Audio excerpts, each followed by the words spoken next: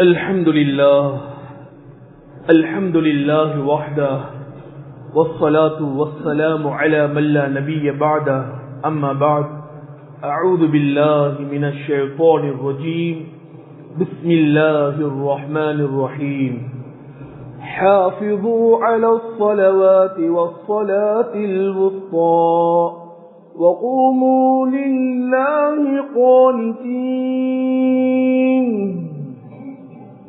وقال الله يا أيها الذين آمنوا اركعوا واسجدوا واعبدوا ربكم وافعلوا الخير لعلكم تفلحون وقال نبينا حبيبنا صلى الله عليه وآله وسلم إذا أراد الله بعبد خيرا يستعمله قالوا يا رسول الله وكيف يستعمله قال صلى الله عليه وآله وسلم يوفقه لعمل صالح قبل موته أو كما قال صلى الله عليه وآله وسلم எல்லா புகழும் கஅபாவுடைய ரப்பான கிழக்குடைய மேற்குடைய ரப்பான குர்ஆனுடைய ரப்பான அல்லாஹ்வுக்கே சொந்தமானது. அல்ஹம்துலில்லாஹ் சும்ம அல்ஹம்துலில்லாஹ்.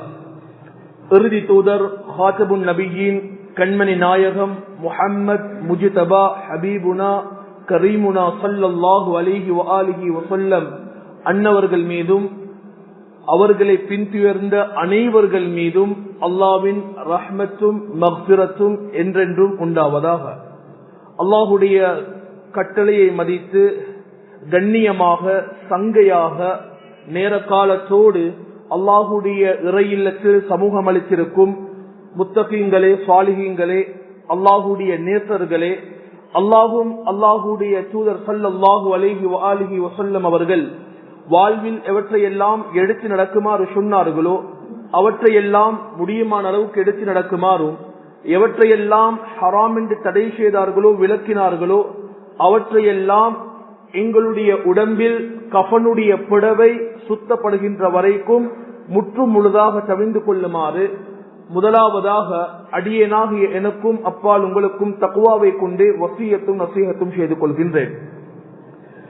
கண்ணியமானவர்களே, அல்லாஹுவின் நல்லடியார்களே, ஹபீப் ஸல்லல்லாஹு அலைஹி வஆலிஹி வஸல்லம் அவர்கள் தன்னுடைய சக்கராத்தில் தன்னுடைய கடைசி தருணத்தில் சஹாபா பெருமக்களை பார்த்து சொன்னார்கள், தரத்து ஃபீக்கும் அம்ரைன், நான் இரண்டு விடயங்களை உங்களுக்கு மத்தியில் விட்டு செல்கிறேன்.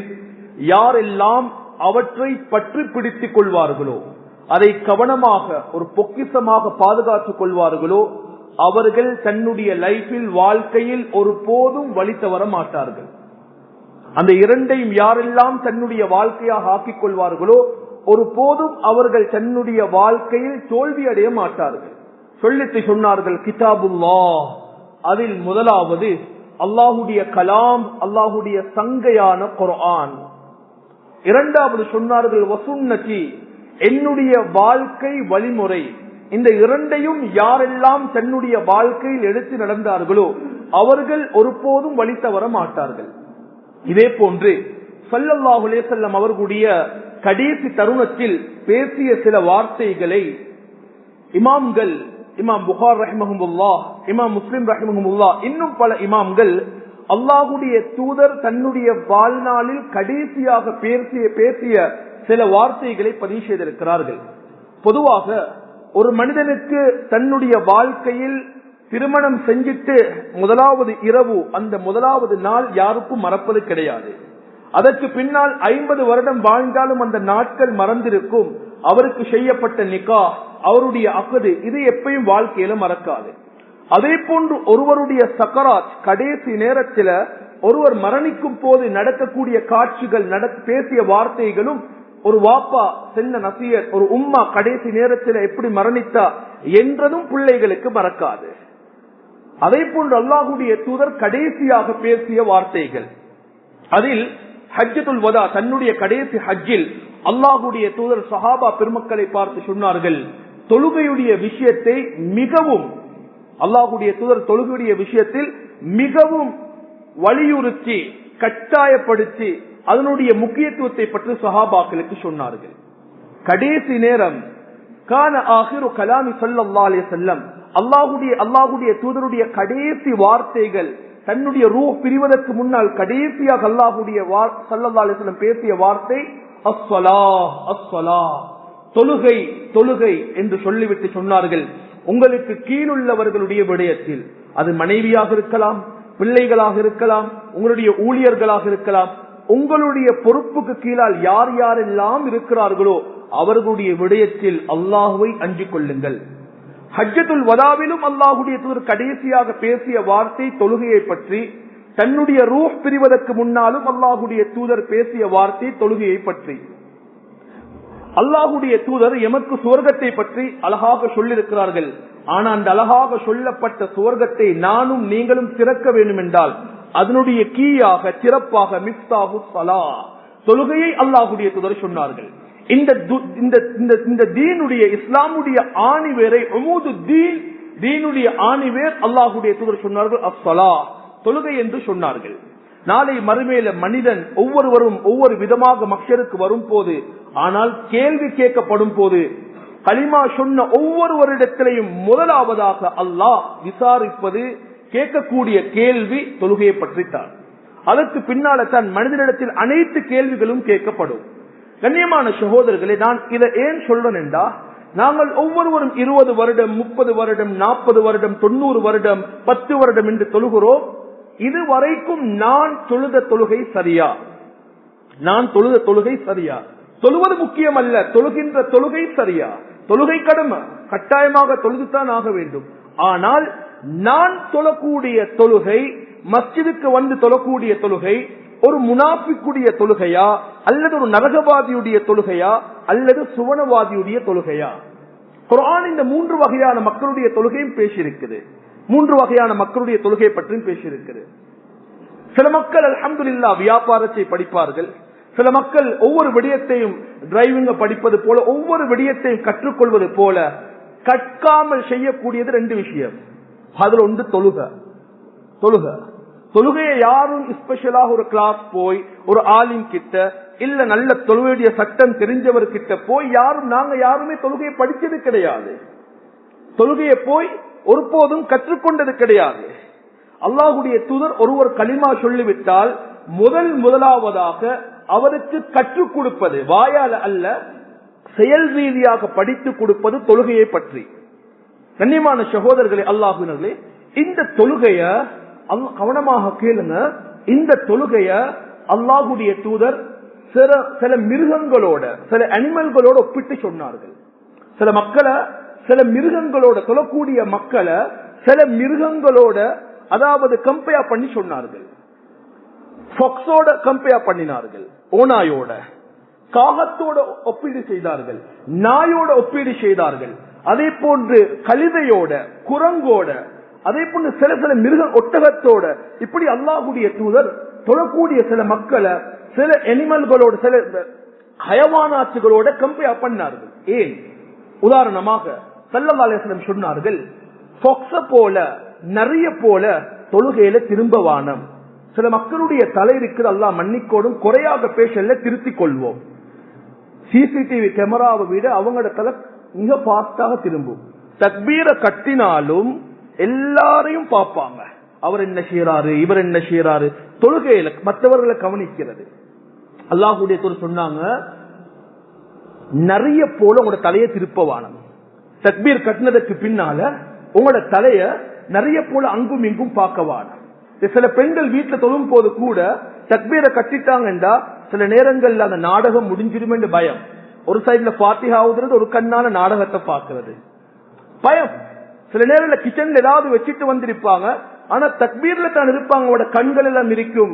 நான் கேஸ் ஆன் பண்ணிட்டு வந்திருக்கிறேன், அவனை போட்டுட்டு வந்திருக்கிறேன், என்ன நிலைமையிலயோ தெரியா, தலையை திருப்பி திருப்பி பார்ப்பாங்க. அதை விட நல்ல கிச்சனே முசல்லாவா ஆக்குறது, அவங்களோட கிச்சனையே முசல்லாவாக்கினாங்க ஈஸி. தலையை திருப்புறது கூடாது. 2வது அல்லாஹ்வுடைய குரங்க போல, மங்கிய போல, நாய போல உட்காரவானம் தொழுகையில. நானும் நீங்களும் சில நேரங்களில் தொழுகையில் உட்காரலாம், ஆனா ஏண்ட இருப்பு அந்த நாயுடைய இருப்பா குரங்குடைய இருப்பா தெரியாது. ஏன்? படிக்கல நாங்க தொழுகைய. அல்லாஹ்வுடைய தூதர் சொன்னாங்க, ரெண்டு சுஜூதுக்கு மத்தியில நீங்க உட்காரும் போது நாய போல குரங்க போல உட்காரவான. அது எப்படி மிம்பர்ல செஞ்சு காட்டலாம். யாராவது எனக்கு அந்த தொழுகையை படிக்கணும் விருப்பமா தாராளமாக வாங்க, தொழுகையை கற்றுக்கொள்ளலாம்.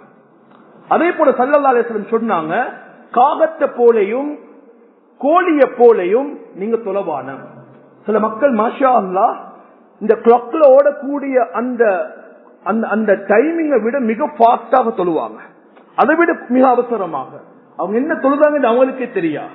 அல்லாஹ்வுடைய தூதர் சொன்னாங்க, யாருடைய இடுப்பு தொழுகையில நேராக இல்லையோ அவர் எத்தனை ரக்காத் தொழுதாலும் பிரச்சனை இல்ல, அல்லாஹ் அந்த தொழுகையை கபூல் செய்யவே மாட்டார்.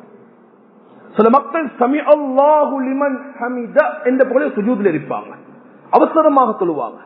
ருக்கு சுஜூத் அவசரமாக இருக்கும். கோழியும் காகமும் ஒரு நாளும் தீன போட்டா எந்த அளவுக்கு அவசரமாக சாப்பிடுமோ அந்த அளவுக்கு அவசரமாக சில மக்கள் தொழுவாங்க. அதே போல அல்லாஹ்வுடைய தூதர் சொன்னாங்க, மிக முக்கியமான ஒன்று, நீங்க சுஜூதுக்கு போகும் போது ஒட்டகத்தை போல உட்காரவான. நீங்க நேராக நின்று தொழுகைக்கு சுஜூதுக்கு போகும் போது ஒட்டகத்தை போல சுஜூதுக்கு போகவானோம். அதே போல நீங்க சுஜூத் செய்யும் போது கழுதைய போல சுஜூத்ல இருக்கவானம், டொங்கிய போல நீங்க சுஜூத்ல இருக்கவானம். இது அல்லாஹ்வுடைய தூதர் ஒவ்வொரு ஹதீஸும் எங்களுக்கு சொல்லி தொழுகையுடைய விஷயங்கள். அதே போல அல்லாஹ்வுடைய தூதர் சொன்னாங்க, யாரு இமாம் ருக்கூல இருந்து எழும்புவதற்கு முன்னால அவர் இமாமுக்கு முன்னால எழும்பி விடுவாரோ அவருடைய தலைய அல்லாஹ் கழுதையாக மாற்றட்டும். பதுவா செஞ்சார்கள் தொழுகையுடைய விஷயத்துல, லான செய்தார்கள். அவருடைய தலையை அல்லாஹ் கழுதையாக மாற்றணும்.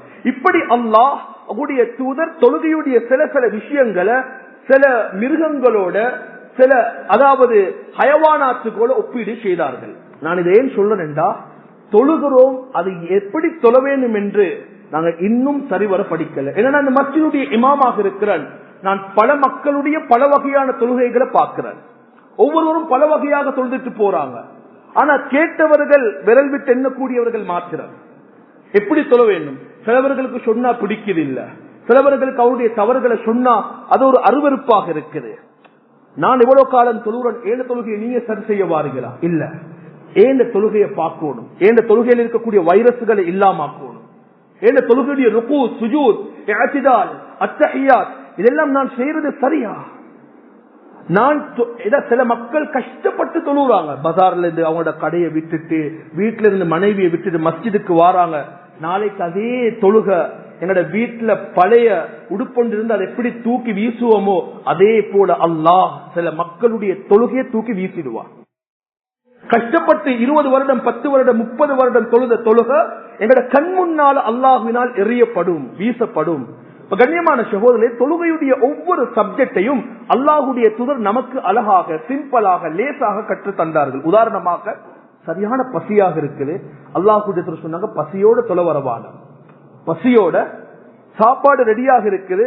இப்ப நீங்க தக்பீரை கட்டினா உங்களோட மைண்ட்ல இருக்கும், அங்க டேபிளுக்கு மேல வச்ச சாப்பாடு தான் உங்களோட மைண்ட்ல இருக்கும், நீங்க பசியோட தொலைவான. அதே போன்று சில மக்கள் இருப்பாங்க, 2வது ரக்காத் 3வது ரக்காத்த அதாவது இமாம் ஜமாத்தோட சொல்லுவாங்க, கடைசி ரக்காத்துல கொஞ்சம் வாஷ்ரூம் போக தேவை வருவது அவருக்கு விளங்குது, அதனுடைய மாற்றங்கள் விளங்குது. அப்பையும் அவர் என்ன செய்யறாரு, மிகவும் கஷ்டத்தோட அதை கட்டுப்படுத்தி தொழுகிறாரு. ஏன்? இமாம் ஜமாத் மிஸ் ஆகிடும், அந்த தொழுகை கபூல் இல்ல. நீங்க வாஷ்ரூமுக்கு போக தேவை வந்தா தக்பீரை விட்டுட்டு போங்க, வாஷ்ரூமுக்கு டாய்லெட்டுக்கு போங்க. உங்களுக்கு டாய்லெட் என்று வரும் போது தொழுகையில முக்கியம், டாய்லெட்டுக்கு போறதுதான் முக்கியம்.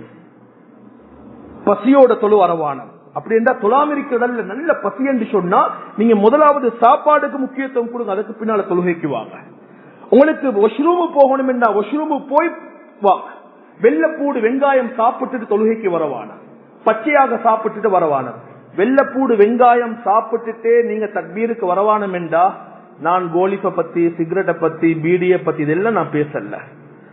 வெங்காயம் வெள்ளப்பூடே சாப்பிட்டுட்டு சப்ல வந்து உட்காரவானம் என்றா மற்ற பொருட்களை பத்தி நான் பேசல. அன்பானவர்களே, அதே போல வுது எடுத்துட்டு ஓடி வரவான. சிலவங்க ரகாத் மிஸ் ஆகிரும் என்று சொல்லி தொழுகைக்காக வுது எடுத்துட்டு ஓடி வருவாங்க.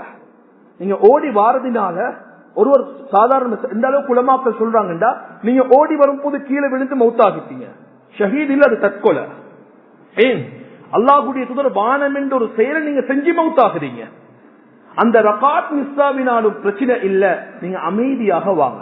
இப்படி தொழுகையுடைய ஒவ்வொரு சப்ஜெக்டையும் அல்லாஹ்வுடைய தூதர் சொல்லி தந்தார்கள். அதே போல ஒருவர் பிரயாணத்தில் இருக்கும் போது எப்படி தொழுகிறது, பிரயாணத்தில் பிளைட்ல இருக்கிறாரு, ட்ரெயின்ல இருக்கிறாரு, பஸ்ல இருக்கிறாரு, அவருடைய சொந்த வாகனத்தில் இருக்கிறாரு, எப்படி கிபிலாவை பார்க்கணும், எப்படி தொழணும், எப்படி சுருக்கணும், எப்படி சேர்க்கணும். சில எந்த அளவுக்கு மக்கள் விளங்கியிருக்கிறாங்கண்டா, மணப்பெண்ண கல்யாணத்துக்கு மகளை ரெடியாக்கணும், மாப்பிள்ள ரெடியாகணும், அதனோட மகரிபையும் இஷாவையும் என்ன செய்யறாங்க, சேர்த்து தொழுறாங்க. எனக்கு தொழு வந்து கேட்டார், ஹசரத் நான் ரெடியாகணும், அதனால மகரிபையும் இஷாவையும் சேர்த்து தொழலாமா? நான் நீங்க ரெடி ஆகுறதுக்கு 80 கிலோமீட்டர் போறீங்களான்னு கேட்டேன். வாகனத்துல 80 கிலோமீட்டர் டிரைவ் பண்ணி கொண்டே போய் ரெடி ஆகுறாருன்னா பிரச்சனை இல்ல, மகரிபே மிஷாவும் அவருக்கு சேர்த்து தொழலாம். இந்த பக்கத்தில் இருக்கக்கூடிய வெட்டிங் ஹாலுக்கு போறதுக்கு சேர்த்து சுருக்கி தொழுறாங்க. கண்ணியமான சகோதரே, அதே போல மழை பெஞ்சா எங்க நாட்டில் இந்த சுன்னத் அமல்படுத்தப்படுறதே இல்ல, சில மஸ்ஜிதுகளை தவிர. உதாரணமாக மகரிபுக்கு தொழுகைக்கு வாரம் சரியான மழை பெய்யுது, லுஹருக்கு மஸ்ஜிதுக்கு வாரம் சரியான மட்டும் மழை பெய்யுது, அந்த மழை நிக்காத ஒரு மழையாக இருக்குது. அப்படியான நேரத்தில் மார்க்கம் அனுமதி தந்திருக்குது, வீட்டுல அல்ல மஸ்ஜிதுல. லுஹரோட உங்களுக்கு அசர் என்ன செய்யலாம், முற்படுத்தி தொழலாம். மகரிபோட இஷா உங்களுக்கு முற்படுத்தி தொழலாம். இந்த சட்டத்தை நாங்க மஸ்ஜிதுகளை செஞ்ச நாட்டுல அது மக்கள் விரும்ப மாட்டாங்க. ஏன் செய்யப்படுவது இல்ல. இஸ்லாம் தொழுகையை லேசாக்கி இருக்குது, கஷ்டமாக்கல்ல. அது லேசாக பெய்யக்கூடிய மழை அல்ல. சில இடங்கள்ல ஜன்னலை திறந்து பார்ப்பாங்க, லேசாக கொஞ்சம் தூரினாலும் சேர்த்து தொழுதுருவாங்க. அத மார்க்கம் சொல்லல. கடுமையான மழை, சஹாபாக்கள் மஸ்ஜிதுக்கு வந்தா இருள போய் வரையலாம், உடம்பெல்லாம் அவங்களோட பேராகிடும், எங்க நஜீஸ். இப்படியான ஒரு கட்டம் வரும் போது மழை பெஞ்சா தொழுவதற்கு ஒரு சட்டத்தை மார்க்கம் எங்களுக்கு சொல்லி தந்திருக்குது. அதே மாதிரி யுத்தம், போல இருக்கிறாங்க சஹாபாக்கள், இப்ப யோசிக்கிறாங்க எப்படி தொழுகிறது. குர்ஆன்ல சொல்லப்படுவது, நீங்க போல இருந்தாலும் நடந்து நடந்து ஓடி ஓடி பிரயாணத்துல ஒட்டகத்துல போய் போய் யுத்தம் செஞ்சு செஞ்சு தொழுவுங்க. எப்படி தொழணும், யுத்தத்துல இருந்தா நாங்க அது லைஃப்ல கண்டே இருக்க மாட்டோம். சில நேரங்கள்ல நான் நினைக்கிறேன் சில பேஜுகள்ல அந்த தொழுக முறை போட்டிருப்பாங்க. யுத்தத்துல இருந்தா இமாம் ஜமாத் எப்படி செய்யறது, முன்சப்ல இருக்கிற ருக்கு செய்யற நேரத்துல பின்சப்ல இருக்கிற தக்பீர்ல இருப்பாரு, முன்சப்ல இருக்கவர் சுஜூதுக்கு போகும் போது பின்சப்ல இரண்டாவது சப்ல இருக்கக்கூடியவர் ருக்கூல இருப்பாரு. இது தொழுற ஒரு முறை. யுத்தத்துல இருந்தா எப்படி தொழுகிறது, அந்த முறையும் இஸ்லாம் சொல்லி தந்திருக்கு. அதே போல ஒருவர் நோயாளியாக இருக்கிறார், அவர் ஹெல்த் ரீதியாக எல்லா வகையிலையும் பாதிக்கப்பட்டிருக்கிறாரு, இப்படியானவர் எப்படி தொழுகிறது. கண்ணியமானவர்கள், அல்லாஹ்வுடைய தூதர் மிக முக்கியமான ஒரு ஹதீஸ் சொன்னாங்க, அவ்வளவு ஷைஇன் யுர்ஃபஉ மின் ஹாதிஹில் உம்மா, இந்த உம்மத்துல முதலாவது எடுக்கப்பட்டது தெரியுமா, தொழுகையுடைய குஷு. தொழுகையுடைய இந்த உம்மத்துல தொழுகையுடைய குஷு எடுப்பட்டுடும். நான் நேத்து கூட எங்க மஸ்ஜித்ல லுஹருக்கு பின்னால் ஏலாம் பண்ண, ப்ளீஸ் பண்ணி தொழுற நேரத்தில் உங்களோட மொபைல் போனை முன்னால வைக்கவானம், உங்களோட கார்கிய முன்னால வைக்கவானம். ஏன் தெரியுமா, நீங்க உங்களோட மொபைலையும் உங்களோட கார்கியையும் ஏதாவது ஒரு பொருளை முன்னால வைப்பீங்க, பக்கத்துல தொழுறவர் ஒரு நேரம் அதை பார்த்து அதை சிந்திச்சு, இது ஐபோனா, இது என்ன புதுச வந்த மொட்லா, பழைய மொட்லா, இது அப்டேட் ஆகுறப்போ அவரை யோசிச்சு அவருடைய தொழுகை பாத்தில் ஆகிடும். அந்த பாவத்தை நீங்க தொழுதுட்டு சுமந்துட்டு போகணும். சஹாபாக்கள் வாழத்தான் வச்சாங்க யுத்தத்துக்கு போறதுனால.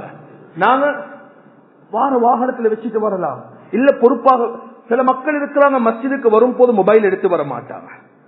நாங்க சில நேரங்கள்ல முன்னால வைக்கும் போது பல மக்களுடைய தொழுகை பாத்தில் ஆகுது.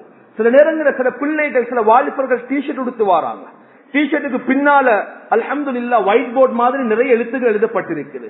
அதற்கு பின்னால் உள்ள சஃப்ல வாசிக்கிறார், என்ன வேர்ட், என்ன போட்டிருக்கிறது, என்ன எழுதியிருக்கிறது, அவருடைய தொழுகையும் பாத்தி. கண்ணியமான சகோதரர், இப்படி தொழுகையுடைய ஒவ்வொரு சப்ஜெக்டையும் அல்லாஹ்வுடைய தூதர் கற்று தந்தார்கள். ஒரு முறை ஒரு சஹாபி வருகிறார், தொழும் போது அல்லாஹ்வுடைய தூதர் சொன்னாங்க, ஸல்லி ஃபஇன்னக லம் துஸல்லி, நீங்க தொழல திருப்பி தொழுங்க. அந்த சஹாபி மீண்டும் போய் தொழுகிறார். அல்லாஹ்வுடைய தூதர் சொன்னார்கள், ஸல்லி ஃபஇன்னக லம் துஸல், நீங்க தொழல. மூணாவது முறையும் தொழுகிறார். அல்லாஹ்வுடைய தூதர் சொன்னாங்க, நீங்க தொழல திருப்பியும் தொழுங்க. கடைசியாக சொன்னாங்க, யா ரசூலல்லாஹ், எனக்கு தொழ தெரியாது, எப்படி தொழணும், எனக்கு தொழ தெரியாது. அல்லாஹ்வுடைய தூதருடைய காலத்துல ஒரு சஹாபி தொழும் போது அவருடைய தொழுகையை பார்த்து அல்லாஹ்வுடைய தூதர் நீங்க தொழல திருப்பி தொழுங்க என்று சொன்னாங்க என்று சொன்னா, நானும் நீங்களும் தொழக்கூடிய தொழுகைய அல்லாஹ்வுடைய தூதர் பார்த்தாங்க என்றா தொழல் என்று சொல்ல மாட்டாங்க, தொழுகையே பாத்தில் என்றுவாங்க. எங்களுடைய ருக்கு, எங்களுடைய சுஜூத், எங்களுடைய அசிதால், தொழுகையுடைய ஒவ்வொரு உறுப்பும் அதை எப்படி வைக்கணும், சுஜூத்ல எப்படி கைய வைக்கணும், ருக்கூல எப்படி கைய வைக்கணும், தக்பீர்ல இருக்கும் போது பார்வை எங்க இருக்கணும், ருக்கூல விரல்கள் எப்படி வைக்கணும், சுஜூத்ல விரல்கள் எப்படி இருக்கணும், இப்படி தொழுகையுடைய பல சட்டங்கள் இருக்குது. ஆனா நாங்க படிக்கல, நாங்க கேட்கவும் இல்ல படிக்கவும் இல்ல, ஏதோ ஒரு அமைப்புல தொழுகிறோம். கண்ணியமான ஷோல், உதாரணமாக ஸல்லல்லாஹு அலைஹி வஸல்லம் அவங்க தொழுகைக்கு முன்னால் ஒரு சப்ஜெக்ட் தான் வுது. இங்க நிறைய கம்பெனிஸ்ல நிறைய ஆபீஸ்ல வேலை செய்யக்கூடிய வாலிபர்கள் இருக்கிறீங்க. நான் நினைக்கிறேன் நிறைய வாலிபர்கள் கேட்ட ஒரு வார்த்தை சொல்லுவாங்க, நாங்க வுது செய்யறோம் ஆபீஸ்ல, ஆனா கால மஸ்ஹல் செய்யறோம். கால என்ன செய்யறோம்? மஸ்ஹல் செய்யறோம். கால லேசா தண்ணி எடுத்து மஸ்ஹல் செய்யறோம். எதை மஸ்ஹல் செய்றீங்க, எதை தடாவுறீங்க? எங்கட ஷூக நாங்க மஸ்ஹல் செய்யறோம், இல்ல சொக்ஸ மஸ்ஹல் செய்யறோம். யாரு பத்துவா தந்தது, யாருக்கிட்ட கேட்டீங்க? இல்ல மார்க்கெட்ல அனுமதி இருக்குதுன்னு நினைச்சு செய்யறோம். இல்ல ஹஸ்பண்ட் எங்கட பாத்ரூம் வெஸ்டர்னாக மாறிட்டு, வெஸ்டர்ன் டாய்லெட், பாத்ரூம் வெஸ்டர்ன் டாய்லெட்டாக ஆகிறதுக்காக மார்க்கெட்டை வெஸ்டர்னாக மாத்தேலா, டாய்லெட் வெஸ்டர்னாக மாறினதுக்காக வேண்டி ஹதீஸையும் குர்ஆனையும் மதக்கேட்டது போல மாத்தேலா. ஆனா நிறைய பேர் தொழுகிறாங்க, ஆனா அவங்களுக்கு விளங்குது இல்ல எங்கட தொழுக பாத்தில் என்று. கேட்டா சொல்லுவாங்க, இல்ல சொக்ஸ வந்து மஸ்ஹல் செய்யறதுக்கு ஆதாரம் இருக்காது, அது ஹுஃபும் ஜபீராவும், அது ஹுஃப் என்ற ஒரு சட்டம் இருக்குது. எந்த சொக்ஸுக்கு மேல தண்ணியை தடாவலாம், எப்ப தடாவலாம், அது எத்தனை நாள் போட்டிருந்தா தடாகலாம், மஸ்ஹல் செய்யலாம். அது ஜபீரா, ஹுஃபுக்கு மேலால போடக்கூடிய அந்த ஜபீரா கூடிய சொக்ஸ், அந்த அமைப்புல ரதரால் இருக்கக்கூடியது, இதற்குத்தான் மஸ்ஹல் செய்ய அனுமதி இருக்குது. நாங்க போடக்கூடிய ஷூவுக்கும் நாங்க போடக்கூடிய சொக்ஸுக்கும் மஸ்ஹல் செய்யலாம். ஒரு சஹாபி வாராரு, அல்லாஹ்வுடைய தூதர் அஸ்ருடைய வக்து கொஞ்சம் லேட் ஆகிட்டாங்க. இவர் என்ன செய்யறாரு, வுது எல்லாம் செஞ்சுட்டு முகத்தை கழுகி 2 கைகளையும் கழுகி விட்டு தலையை மஸ்ஹல் செஞ்சுட்டு தண்ணீரை தொட்டு காலை தடாவுறாரு, மஸ்ஹல் செய்யறாரு. அல்லாஹ்வுடைய தூதர் என்ன சொன்னாங்க தெரியுமா? இமாம் புகாரி ரஹ்மஹுல்லாஹ் பதிவு செய்றாங்க, வைலுல் லில் அஅகாப், இந்த 2 காலும் நரகத்துக்குரிய கால் என்றாங்க, சாபமிட்டாங்க. அதாவது கால மஸ்ஹல் செய்யவானம், கால கழுகிக்கோங்க. இது நீண்ட ஒரு பாடம். இப்படியானவங்க என்ன செய்யலாம்? இப்ப ஆபீஸுக்கு வாரீங்க, இப்ப எங்களுக்கு அங்க வெஸ்டர்ன் டாய்லெட், இப்ப அங்க கால கழுகையலா, சிங்க்ல வச்சு கால கழுகினா டாய்லெட் அங்க தண்ணி ஆகிடும், பின்னால மாற்று மத இனத்தவர்கள் இருக்கிறாங்க, என்ன செய்யலாம்? அதுக்கு மார்க்கத்தில் என்ன அனுமதி இருக்குது? இதை தேடி படிக்கணும். அது இங்க பேசலாம், நீண்ட ஒரு சப்ஜெக்ட். நான் இந்த குத்பாவுல தொடர் பார்க்க போறேன். மிக முக்கியமான ஒரு தலைப்பு. தொழுகையுடைய சப்ஜெக்ட்களை சொல்லிக் கொண்டு வாரன். நாங்க தக்பீர் கட்டினதுக்கு பின்னால தொழுகையுடைய 19 ஃபர்து இருக்குது. தக்பீர் கட்டும் போது தொழுகைக்கு 19 ஃபர்து இருக்குது. இந்த தொழுகையுடைய 19 அர்கான்ல ஒரு ஃபர்து மிஸ் ஆகினாலும் அவருடைய தொழுகை கபூல் ஆகாது. தொழுகை கபூல் ஹதீஸ்ல தெளிவாக வந்திருக்குது. தொழுகையுடைய ஃபர்து ஒன்று மிஸ் ஆகிட்டா அவருடைய தொழுகை கபூல் ஆகாது. அதே போன்று தொழுகையுடைய உதாரணமாக தக்பீரை கட்டும் போது கூட ஃபிக்ஹ் எடுத்தா தக்பீரை கற்ற இடத்துல 16 ஷரத்து இருக்குது. ஒரு தக்பீரை கட்டும் போது 16 ஷரத்து இருக்குது. எங்களுக்கு ஒரு ஷரத்தும் தெரியா. இதை நாங்க படிச்சு கொள்வோம், எங்களோட தொழுகையை சீராக்குவோம். தொழுகையுடைய ஒரு வகுப்பை வச்சு நாங்க தொழுகிறது எப்படி என்றதை கற்றுக்கொள்வோம். கண்ணியமான ஃபாத்திஹா ஓதுறோம். ஃபாத்திஹாவுடைய ஷரத்துகள் 10 ஷரத்துகள் இமாம்கள் எழுதியிருக்கிறார். அந்த ஷரத்துல ஒன்று மிஸ் ஆகினாலும் ஃபாத்திஹா கபூல் ஆகாது. சுஜூதுக்கு போறோம், சுஜூதுடைய 7 சட்டங்களை வகுத்திருக்கிறாங்க. இப்படி தொழுகையுடைய ஒவ்வொரு உறுப்புக்கும் ஒவ்வொரு சட்டம் இருக்குது. எப்படி கையை வைக்கிறது, காலை வைக்கிறது, எங்க பார்க்கணும். இப்ப கண்ணியமான சகோதரர், இந்த தொழுகையுடைய சப்ஜெக்ட்ல ஆக முக்கியமான ஒரு சப்ஜெக்ட் தான் அல் கியாமு அலல் காதிர் ஃபில் ஃபர்ல். ஃபர்லான தொழுகையில ஒருவர் நின்று தொழுகிறது. ஃபர்லான தொழுகையில ஒருவர் நின்று தொழுகிறது. இது தொழுகையுடைய ஃபர்ல்ல ஆக முக்கியமான ஃபர்ல். நான் இந்த இடத்துல யாரையும் கை நீட்டல, நீங்க யாரையும் கை நீட்ட வேண்டிய தேவையும் இல்லை. ஏனென்றா மார்க்கத்துடைய சில சட்டங்களை படிப்போம். இது ஹஸ்ரத் அவருக்கு சொன்னாரு, நல்ல கொடுத்தாரு, இவருக்கு நல்ல வானம். இது யாருக்கும் மிம்பர் கொடுக்கக்கூடிய இடம் அல்ல, இது எடுத்துக்கொண்டு போற இடம். நல்ல விஷயங்களை கற்றுக்கொண்டு படிச்சுட்டு போற இடம் தான் மிம்பர். இதை யாரையும் தாக்குறது, யாருடைய குறை சொல்ற இடம் அல்ல. உண்மைய ஹக்க அது சொல்லிக் கொடுக்கிறது மிம்பருக்கு மேல் இருக்கக்கூடிய அந்த ஆலிமுடைய பொறுப்பாரு யாராக இருந்தாலும். இப்ப நிறைய மஸ்ஜிதுகள் எப்படி மாறுதுண்டா, மாற்று மத இனத்தவர்களுடைய மதஸ்தலங்களை போல மாறிக்கொண்டு வருவது. ஷியா கல்ச்சர் மாறிக்கொண்டு வருவது, கதிரியுடைய கல்ச்சர் மாறிக்கொண்டு வருவது. எல்லா மஸ்ஜிதுகளையும் வர வர சஃப்புல ஷியா கூடிக்கொண்டே போகுது. முன்சப்புடைய முக்கியத்துவம் இழந்து கொண்டு போறோம், முன்சப்புடைய கண்ணியத்தை இழந்து கொண்டு போறோம். இன்னைக்கு ஒவ்வொரு மஸ்ஜித் எடுத்தாலும் மஸ்ஜிதுக்கு வரக்கூடியவர்களுக்கு ஏதோ கல்யாண ஹோலுக்கு வர மாதிரி ஒரு எண்ணம். ஏன்னா அப்படிதான் சியா போடப்பட்டிருக்கிறது எல்லா மஸ்ஜிதுகள்லையும். கண்ணியமான சகோதரர்களே, இதா கும்தும் இல ஸலாஹ், தொழுகைக்கு நீங்க நாடினா, தொழுகைக்கு எழும்பினால், தொழ நினைச்சா, நீ குர்ஆன் என்ன சொல்லுது? தொழுகையை நின்று தொழுங்க.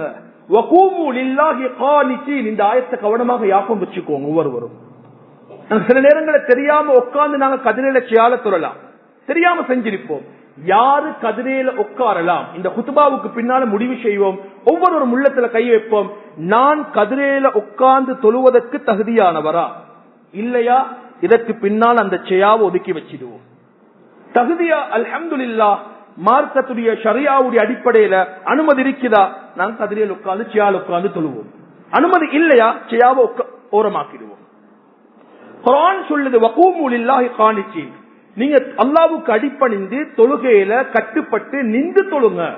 கியாம், அல்லாஹ்வுக்கு மிக விருப்பம் ஒரு மனிதன் நின்று தொழுகிறது. எந்த அளவு என்று சொன்னா, அல்லாஹ்வுடைய தூதர் உடைய காலத்துல செய்யா இல்லைன்னு யாருமே சொல்லிடுவான.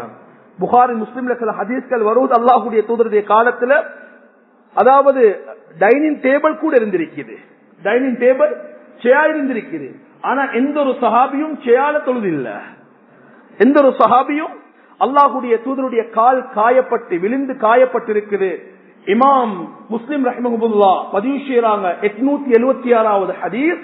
அனஸ் ரலியல்லாஹு அன்ஹு அறிவிக்கிறாங்க, அல்லாஹ்வுடைய தூதர் கீழே உட்கார்ந்து தான் தொழுதாங்க, கீழே உட்கார்ந்து தொழுதாங்க.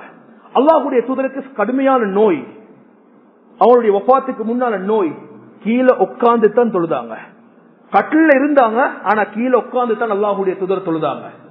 இம்ரான் இப்னு ஹுசைன் ரலியல்லாஹு அன்ஹு வராங்க, யா ரசூலல்லாஹ், எனக்கு மூலவியாதி, எனக்கு பவாசீர் இருக்குது, மூலவியாதி இருக்குது, என்ன செய்ய? நின்று தொழ முடியுமா? தொழுங்க. முடியாதா? கீழே உட்கார்ந்து தொழுங்க. முடியாதா? படுத்து கொண்டு தொழுங்க. அல்லாஹ்வுடைய தூதர் அங்க செய்யாம மென்ஷன் பண்ணல. உங்களுக்கு எப்படி முடியுமோ அப்படி தொழுங்க. நான் குத்தமாக சொல்லல. இன்றைக்கு நாங்க வரக்கூடிய தலைமுறையை வெக்கத்துக்கு உண்டாக்கிடப்படாது. வளரக்கூடிய தலைமுறை இன்னைக்கு சில மக்களுக்கு கீழே உட்கார்ந்து தொழ முடியுமானா வெக்கம். யாருமே கீழே உட்கார்ந்து தொழல, நான் இப்படி கீழே உட்கார்ந்து தொழுகிறது. எல்லாருமே சியால் இருக்கிறாங்க, நான் இப்படி கீழே உட்கார்ந்து தொழுது. வெக்கம், வெக்கம் தடுக்குது. வெக்கம் இல்ல. எப்ப சியால உட்காரலாம், எப்படிப்பட்ட சியால உட்காரலாம், எந்த நேரத்தில் உட்காரலாம்? கண்ணியமான சகோதரர்கள், அதற்கு முன்னால நான் சுருக்கமாக இந்த குத்துபால 5 வகையான மக்களை சொல்லுறேன். இந்த 5 வகைக்கு அப்பால ஒருவர் இருக்கிறாரா, நீங்க சியால தொழுங்க. இந்த 5க்கும் அப்பால ஒருவர் இருக்கிறீங்க என்று சொன்னா, இந்த 5 வகையான நோய்க்கும் அதையும் தாண்டி ஒருவர் இருக்கிறீங்க என்று சொன்னா, நீங்க சியால தொழுங்க. ஆனா இது இந்த 5 வகைக்குள்ள தான் நான் இருக்கிறேன் என்று சொன்னா, அல்லாவுக்காக ஏனென்று சொன்னா, தொழுகை என்றது நானும் நீங்களும் நினைச்சதை போல தொழக்கூடியது ஒன்று அல்ல. எங்கட மஸ்ஜிதை பொறுத்த வரைக்கும் சியா குறோ. ஆனா சில சில மஸ்ஜிதுகள்ல பார்த்தா அல்ஹம்துலில்லாஹ் கிட்டத்தட்ட 7-8 சஃப்புக்கு ஒவ்வொரு பக்கத்திலையும் வலது இடது மாதிரி கியாமத்துடைய நாள் ஆமால் நாமால் பட்டோல கொடுக்கிற மாதிரி 2 சைடுக்கும் சியாவை போட்டு வைக்கப்பட்டிருக்கிறது. எனக்கு நிறைய மஸ்ஜிதுகள்ல. கண்ணியமான சகோதரர்களை, முதலாவது மனிதன் இருக்கிறார் எப்படி என்றா, அவருக்கு கீழே உட்காரேலா, ஆனா ருக்குவும் அவருக்கு சுஜூதும் செய்ய ஏலா. முதலாவது மனிதன் யார் என்றா, அவருக்கு நிக்க முடியும், ருக்குவும் சுஜூதும் செய்யலா. அவருக்கு ஒரு குனியவும் மேலா, சுஜூதுக்கு போகவும் மேலா, ஆனா நிக்கலும். அல்ஹம்துலில்லாஹ், தொழுகையுடைய ஃபர்ல்ல ஆக முக்கியம் நிக்கிறது. ஆனா நான் தான் நினைக்கிறேன், அல்ஹம்துலில்லாஹ் பொதுவாக நிறைய பேருக்கு நிக்கலாம். ஏன்னா நிறைய இடங்கள்ல உட்கார்ந்து தொழுறாங்க, வெளியில போய் பிசினஸ் பத்தி half an hour பேசுறாங்க நின்று கொண்டு. அவருடைய ஃப்ரெண்ட்ஸை கண்ட half an hour 20 minutes நின்று பேசுறாங்க. அப்படி என்று சொன்னா தொழுகையை பொறுத்த வரைக்கும் ஒரு 7 நிமிடம் 8 நிமிடம் தான் டைம் எடுக்கும், நிக்கலாம். இவருக்கு என்ன செய்யலாம் என்றா, அவரு தக்பீர்ல இருப்பாரு, ருக்குவையும் சுஜூதிலையும் நின்று கொண்டே செய்வாரு. நின்ற நிலையில அவருக்கு எந்த அளவுக்கு தலையை குனிக்க முடியுமோ அதுதான் அவருடைய ருக்கு. இந்த அளவுக்கு தான் தலையை குனிக்க முடியுமா அதுதான் அவருடைய சுஜூத். அவர் நின்ற நிலையிலே அத்தஹியா தோதிக்கொள்வாரு, சலாமு கொடுப்பாரு, தொழுகை கபூல். இது முதலாவது கூட்டம். அவருக்கு நிக்க முடியும், ருக்குவும் சுஜூதும் செய்யலா, அவர் என்ன செய்வாரு, நின்ற நிலையிலே ருக்குவையும் சுஜூதையும் செஞ்சு கொள்வாரு. இரண்டாவது கூட்டம் யார் என்றா, அவருக்கு நிக்க முடியாது, ஆனா இரண்டாவது கூட்டம் யார் என்றா, அவருக்கு ருக்குவும் சுஜூதையும் செய்ய முடியும், ருக்கூவையும் நின்றும் தொழ முடியும், சுஜூதுக்கு போகலாம். அவருக்கு நிக்கலாம், ருக்கூவுக்கும் போகலாம், ஆனா சுஜூது போறது கஷ்டம். இவருக்கு மார்க்கம் தீர்ப்பு என்னண்டா, இவர் நின்ற நிலையில தொழுவாரு, ருக்கூவுக்கும் போவாரு, சுஜூதுடைய நேரத்துல ருக்குவை விட கொஞ்சம் கீழே குனிஞ்சு கொள்வாரு. எந்த அளவுக்கு அவர் ருக்குவுக்கு போறாரோ அதை விட கொஞ்சம் கீழே குனிவாரு, அதுதான் அவருடைய சுஜூத். இவர் நின்ற நிலையில அத்தஹியாத் ஓதி சலாமு கொடுப்பாரு. இது இரண்டாவது கூட்டம். மூணாவது ஒரு கூட்டம் இருக்கிறாங்க. அவங்க யாருன்னு சொன்னா, அவருக்கு நிக்கவே ஏலா, கஷ்டம், நின்றா மயங்கி விழுந்துடுவாரு, உடம்புல பித்தில்ல, காலில் அவருக்கு பேலன்ஸ் பண்ணி கொள்ளலன்னு சொன்னா, கண்ணியமானவர்களே, நான் கடை பொஸ்ஸாக இருக்கிறேன், எனக்கு முன்னால ஏண்ட ஸ்டாஃப் காலுக்கு மேல கால் போட்டு உட்கார்ந்தா கோபம் வருமா வராதா? நான் சம்பளம் கொடுக்கிற இடத்துல ஏண்ட ஸ்டாஃப் எனக்கு முன்னால சேல் இருக்கிறாருண்டா அது இயல்பு, மனிதனுக்கு கோபம் வரும். படிச்ச ரப்பு அல்லாஹ்க்கு முன்னால அவன் ரப்பு, நான் அடிமை. அடிமெண்டா என்ன? கீழே தான் உட்காரணும். அடிமெண்டா என்ன? அரசனுக்கு முன்னால மண்டிட்டு கீழே உட்கார்றது தான் அசல் சுன்னா. நான் அபுது, நான் அல்லாஹ்வுடைய அடிமை. பள்ளிக்குள்ள நான் பிசினஸ்மேன், நான் ஆலிம், நான் முஃப்தி, நான் காரி, அதெல்லாம் வெப்பம் ஒரு சைட்ல. ரப்புக்கு முன்னால நான் அடிமை. அடிமை என்று சொன்னா கீழே உட்கார்றது தான் ஆக அசல். ஒருவருக்கு ஏலா நிக்க முடியாது என்று சொன்னா இவர் என்ன செய்வார் என்றா, உட்கார்ந்து தொழுவாரு, அவருடைய ருக்குவை செஞ்சு கொள்வாரு. உட்கார்ந்து தொழக்கூடியவருக்கு சுஜூதும் செய்ய முடியாதுண்டா அவர் ருக்குவை உட்கார்ந்து எந்த அளவுக்கு குனிறாரோ அதை விட கொஞ்சம் தலையை அதிகமாக்கி கொள்வாரு, அதுதான் அவருடைய சுஜூத். தொழுக கபூல். அத்தஹியாத் ஓதுவார், சலாமு கொடுப்பாரு. நாலாவது கூட்டம் யார் என்று சொன்னா, அவங்களுக்கு கியாமும் ஏலாது, ருக்குவும் ஏலாது, அவருக்கு என்ன செய்யலா, சுஜூதும் செய்யலா. நாலாவது கூட்டம் யாரு? அவருக்கு நிக்கிறதும் கஷ்டம், ருக்கு செய்யறதும் கஷ்டம், அவருக்கு சுஜூத் செய்யறதும் கஷ்டம் என்றா அவர் உட்கார்ந்து பூமியில உட்கார்ந்து தொழுவாரு, தக்பீரை மட்டும் கட்டுவாரு, தலையால ருக்கு செய்வாரு, அதை விட கொஞ்சம் அதிகமாக சுஜூதுக்கு தலையை குனிப்பாரு, அத்தஹியாத் ஓதுவாரு, அவருடைய தொழுகை கபூல். அஞ்சாவது வகையான கூட்டம் யார் என்றா, இது பொதுவாக எங்கள் அநேகமானவர்களுக்கு உள்ள பிரச்சனை. யார் என்றா, ருக்குவும் செய்யலாம், சுஜூதும் செய்யலாம், நிந்தும் தொழலாம், எல்லாமே செய்யலாம். ஆனா ப்ராப்ளம் என்னண்டா, உட்கார்ந்தா எலும்பேலா, வளையும் போது பேக் பெயினிங் இருக்குது அவருக்கு. இவர் என்ன செய்யறது? இவருக்கு மார்க்கம் சொல்லுது என்னண்டா, இந்த இடத்துல நீங்க நின்று தொழுறதை விட, கியாம விட சுஜூத்தான் முக்கியம். நின்று தொழுற, ஏன்னா நீங்க நின்றீங்கன்னா உங்களுக்கு சுஜூத செஞ்சு கொள்ளலும், ஆனா உங்களுக்கு என்ன செய்யலண்டா, ருக்குவும் செய்யலாம், நிந்தும் தொழலாம், ஆனா உட்கார்ந்தா எழும்பிக் கொள்ளலாம். உங்களோட ருக்குக்கு போகும் போது உங்களோட பேக் உங்களுக்கு வருத்தம் ஒன்று இருக்குது என்று சொன்னா, உங்களோட முதுகுல வருத்தம் ஒன்று இருக்குது என்று சொன்னா, நீங்க இப்ப உட்கார்ந்து தொழுங்க. தொழுதுக்கு என்ன செய்யுங்கண்டா, சுஜூத் செய்யறது வாஜிப், சுஜூத் கட்டாயம். உங்களுக்கு நீங்க நிக்கிறத விடவும் உட்கார்ந்து தொழுது. இப்ப இந்த 5 கூட்டத்துக்கு அப்பால் ஒருவர் இருக்கிறாரு, இவர் சேவை போட்டு தொழணும். நாங்க இந்த சுத்தி வளர்ச்சி எடுத்தோம் என்றா இந்த 5ல ஒரு கூட்டமாகத்தான் நானும் நீங்களும் இருப்போம். இப்ப இந்த 5 கூட்டம்ல நான் சொல்லக்கூடியவர்கள்ல சில ப்ராப்ளங்கள் இருக்கலாம். இப்ப 7வது கட்டத்துல நீங்க சேயால தொழுதற்கு மார்க்கத்துல அனுமதி இருக்கிறது, ஹராம் என்று நான் ஃபத்வா சொல்ல வரல.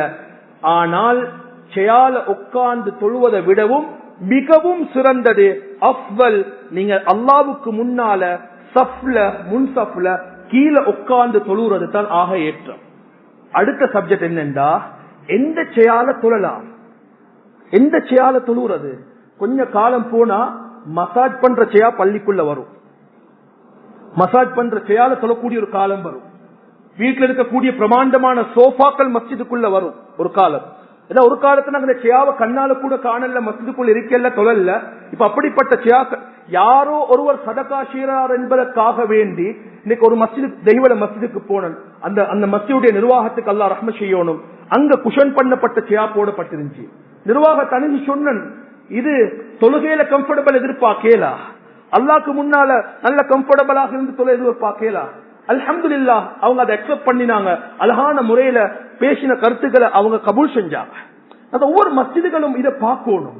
யாரோ ஒருவர் சில நேரங்களில் நாங்க தக்பீர் கட்டுறோம், சேயால கை இருக்குது, கை வைக்கப்பட்ட சேயா. மஸ்ஜிதுல பல வகையான சேயா இருக்கலாம், அது மஸ்ஜித் ஏதோ ஒரு நோக்கத்துக்காக வச்சிருப்பாங்க.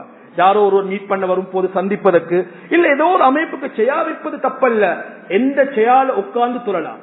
சில நேரங்களில் தக்பீர் கட்டி தொழுகிறோம், எங்கட 2 கையையும் எது பேலன்ஸ் பண்ணுது என்றா ஷியாவுடைய கை பேலன்ஸ் பண்ணுது. இந்த தொழுகையுடைய ஹாலாத் என்ன? இந்த கையை பேலன்ஸ் பண்றது தக்பீர்ல இந்த 2 ஷியாவுடைய கைத்தா. அப்ப இந்த தொழுகையுடைய ஹாலாத் என்ன?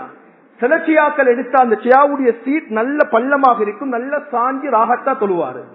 அதுவும் இந்த ஏசி பட்டுச்சுட்டா தூக்கமும் வந்துடும். அல்ஹம்துலில்லாஹ். சில ஷியா இருக்குது நல்ல பேலன்ஸ் பணிஞ்சு. கண்ணியமான சகோதரர், எந்த ஷியால தொழலாம்? குஷன் பண்ண ஷியாலையா? இல்ல எது குறைஞ்சது மார்க்கத்தில் உலமாக்கல் தாருல் ஃபத்வா இப்படி பிரமாண்டமான மிஸ்ருடைய சவுதியுடைய உலக நாட்டுடைய உலமாக்கல் எந்த ஷியாவை கபூல் செய்யறாங்க?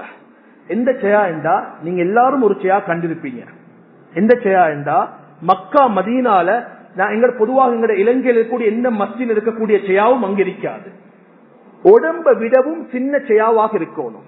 உடம்ப விடவும் ஏந்த உடம்ப விட ஷியா பெருசாக இருந்தா ஐநேக்கு தொழுகையில அடிமை என்ற சிந்தனை வராது, எஜமான் என்ற சிந்தனை தான் வரும். ஏன்னா என் உடம்ப விட ஷியா பெருசாக இருக்குது.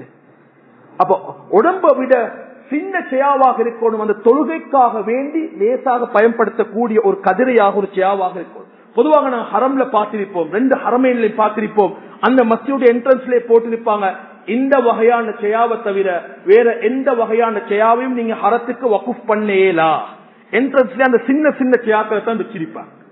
நாங்க மஸ்ஜிதுகள்ல முன்மாதிரியாக இருப்போம். ஒவ்வொரு மஸ்ஜிதுடைய நிர்வாகிகளும் இதை நாங்க எங்களுடைய கர்சனைக்கு எடுத்துக் கொள்வோம், இதை நாங்க முக்கியத்துவப்படுத்துவோம். அடுத்ததாக முக்கியம், சஃப்கள்ல ஷியாவை போட்டு வைக்கிறது மக்ரூ, கூடாது. இன்னைக்கு சில மஸ்ஜிதுகள் அது மப்னி ஆகிட்டு முன்சப்ல ஷியாவை போட்டே வச்சிருக்குது. இல்ல, ஒருவேளை முன்சப்ல ஷியா போடப்பட்டு அந்த இடத்துக்கு ஒருவர் தொலை வராம 2வது சப் நிறைந்தா முதல் சப் கபூல் இல்ல, அந்த பாவத்தை ஷியா போட்டவர் சுமக்கணும், ஷியாவை போட சென்றவர் சுமக்கணும். இத மார்க்கத்தில். அப்ப எப்ப ஷியாவை போடுறது? இல்ல ஒருவர் நிக்கிறாரு பின்னால, ஏழாவது ஒரு மனிதன் வாராரு, ஷியால உட்கார்ந்து தான் தொழக்கூடிய ஒருவர் வாராரு, அவருக்கு ஷியாவை கொண்டு போய் கொடுக்கிறது அது ஒரு ஹிதுமத், நன்மை இருக்குது. நாங்க வாரவருக்கெல்லாம் ஷியாவை போட்டு போட்டு வச்சோம்டா அது மஸ்ஜிதுடைய அழகல்ல, ஒவ்வொரு மஸ்ஜிதுக்கும் அது அழகல்ல. இப்ப கண்ணியமான சகோதரர்களே, அல்லாஹ்வினர்களே, அதே போல ஷியால உட்கார்ந்து தொழுற நேரத்துல ஷியாவுடைய கால் எங்க இருக்கணும், ஒவ்வொன்றை உலமாக்கள் பதிவு செஞ்சிருக்கிறாங்க. சிலர்கள் என்ன செய்யறாங்க, நாங்க முன்சப்ல தொழணும் என்று ஷியாக்கு 4 கால் இருக்கிறா அந்த கதிரை என்ன செய்யறாங்க, முன்கால சப்ல வைக்கிறாங்க, பின்னால உள்ள 2 காலும் வெளியில. அப்ப 2வது சப்ல தொழக்கூடியதுக்கு இடைஞ்சலாக இல்ல. நீங்க ஒருவேளை நீங்க கதிரையில ஷியால தொழுறீங்கடா ஷியாவுடைய பின்கால் தான் முன்சப்ல உட்காரும், முன்சப்ல இருக்கணும். நீங்க சப்ல விட முன்னுக்கு இருப்பீங்க. அப்ப கண்ணியமான சகோதரர்களே, அல்லாஹ் இதெல்லாம் ஏன் சொல்லணும் என்று சொன்னா, இன்னைக்கு நிறைய மஸ்ஜிதுகள் போக போக போக போக ஷியாக்கள் கூடிக்கொண்டே போகுது. நின்று தொழ முடியுமான இன்னைக்கு நிறைய வாலிபர்களும் அல்ஹம்துலில்லாஹ் நிறைய வாலிபர்கள் உட்கார்ந்து தொழக்கூடிய ஒரு நிலைமைக்கு மஸ்ஜிதுகள் மாறுது. ஆகையால இது நீண்ட ஒரு சப்ஜெக்ட், நீண்ட ஒரு இந்த இடத்துல நான் யாரையும் தவறாக ஷியால உட்கார்ந்தவர்கள் எல்லாம் தொழுக கபூல் இல்ல, கீழே அதாவது சப்ல உட்கார்ந்தவர்களுடைய தொழுக கபூல் என்றதை நான் இங்க பேச வரல. மார்க்கத்துடைய சட்டம் இது போக போக கேன்சரை போல பரவிவிடக் கூடாது என்பதற்காக ஒரு முன்மாதிரிக்காக படித்துக் கொள்வோம், கற்றுக்கொள்வோம் என்ற ஒரு நீயத்தோட இந்த சட்டங்களை நான் இங்க முன் வச்சேன்.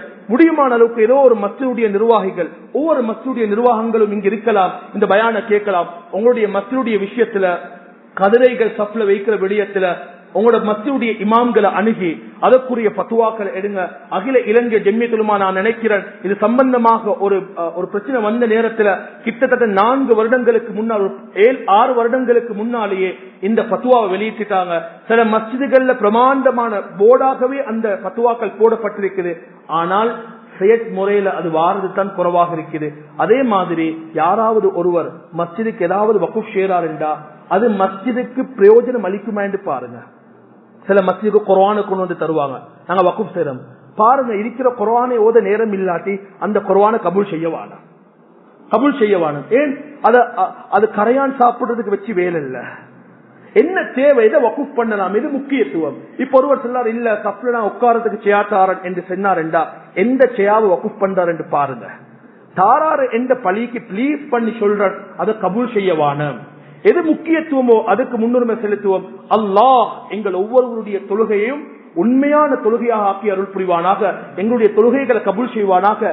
நாளை மறுமையில யார் யாருடைய தொழுகைகள் எல்லாம் பழைய புடவைகளை போன்று தூக்கி எறியப்படுமோ அந்த கூட்டத்தை விட்டு அல்லாஹ் எங்கள் எல்லோரையும் பாதுகாப்பானாக. தொழுகையை குஷு உதுவோட தொழக்கூடிய மக்களாக ஆக்குவானாக. யா அல்லாஹ், கடைசி வரைக்கும் நின்ற நிலையில சொல்லக்கூடியவர்களாக ஆக்கிறியா அல்லா. முடியாத கட்டங்கள் வரும்போது அது உன்னுடைய நாட்டம் யா அல்லா. உன்னுடைய நாட்டத்தை நினைச்சு நாங்க யாரும் புரஷல் இல்லையா அல்லா. மார்க்கத்தை அழகான முறையில விளங்கி அமல் செய்யக்கூடிய மக்களாக ஆக்கிறியா அல்லா. நாங்க படிக்காம நிறைய தவறுகளை செஞ்சிட்டோம் யா அல்லா. கற்றதற்கு பின்னால் அழகான முறையில எடுத்து நடக்கக்கூடிய மக்களாக ஆக்கிறியா அல்லா. எங்களை பொருந்திக்கோயா அல்லா. இந்த மஸ்ஜிதை பொருந்திக்கோயா அல்லா. இந்த மஸ்ஜிதை சொல்ல வரக்கூடிய எல்லா மக்களையும் நீ பொருந்திக்கோயா அல்லா. இந்த மஸ்ஜிதை மற்ற மஸ்ஜிதுகளுக்கு முன்மாதிரியான ஒரு மஸ்ஜிதாக நீ ஆக்கிறியா அல்லா. இங்கிருந்து நிறைய தீனுடைய சேவைகளை நீ வெளியாக்கிறியா அல்லா. இங்கிருந்து நிறைய ஹாஃபில்களை உலமாக்க படித்த தீனுள்ள பிள்ளைகளை வெளியாக்கிறியா அல்லா. இந்த மஹல்லா வாசில வாழக்கூடிய வாலிபர்களை நீ பொருந்திக்கோயா அல்லா. அல்லா, போதை வஸ்துகளை விட்டும் பாதுகாக்கிறியா அல்லா. அனைத்து வாலிபர்களையும் மஸ்ஜிதோட தொடர்புள்ள வாலிபர்களாக ஆக்கிறியா அல்லா. குர்ஆனை நேசிக்கக்கூடிய மக்களாக ஆக்கிறியா அல்லா. மார்க்கத்துடைய ஃபிக்ஹுடைய ஹதீஸுடைய தஃசீருடைய கலைகளை சட்டதிட்டங்களை தேடி தேடி கற்கக்கூடிய மக்களாக எங்களை ஆக்கிறியா அல்லா. யா அல்லாஹ், எந்தொன்றையும் கற்காமல் அமல் செய்ய வச்சிடாதையா அல்லா. எந்தொன்றையும் படிக்காமல் எங்களை அமல் செய்ய வச்சிடாதையா அல்லா. எங்கள் ஒவ்வொருவரையும் பொருந்திக்கோயா அல்லா. எங்கள் ஒவ்வொருவருடைய சேவைகளை நீ பொருந்திக்கோயா அல்லா. எல்லா வகையான கண்ணூறுகள், பலாய், முசீபத்துகள், ஃபித்னாக்கள், சோதனைகள், சூனியத்தை விட்டும் எங்கள் எல்லோரையும் பாதுகாத்து யா அல்லாஹ், பலஸ்தீன், கஸா மக்களுக்கு ரஹ்மத் செய்து யா அல்லாஹ். இந்த இடத்துல நாங்கள் எல்லோரும் ஒன்றாக இருப்பதை போல நாளைய கியாமத்து நாளையில ஸல்லல்லாஹு அலைஹி வஆலிஹி வஸல்லம் அவர்களோட ஜன்னத்துல் ஃபிர்தௌஸுக்கு நுழைந்து உன்னுடைய லிகா சந்திப்பையும் உன்னுடைய ரிதா திருப்பொருத்தத்தையும் யா அல்லாஹ் நீ ஓதக்கூடிய அந்த கண்ணியமான சூரா ரஹ்மான்